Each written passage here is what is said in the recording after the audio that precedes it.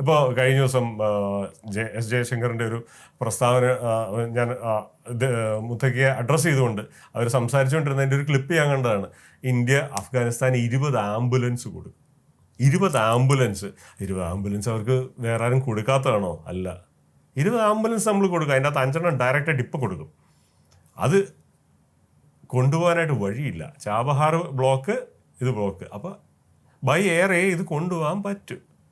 അപ്പോൾ ഒരു ആംബുലൻസ് എന്താ പറയുക, നമ്മുടെ നാട്ടിൽ 15 ലക്ഷം രൂപയ്ക്ക് അല്ലെങ്കിൽ 20 ലക്ഷം രൂപയ്ക്ക് പുറത്തിറങ്ങുന്ന ഒരു ആംബുലൻസ് അവിടെ ചെന്ന് കഴിയുമ്പോഴത്തേക്കും 80 ലക്ഷം രൂപ 90 ലക്ഷം രൂപ ആവും ട്രാൻസ്പോർട്ടേഷൻ കോസ്റ്റ്.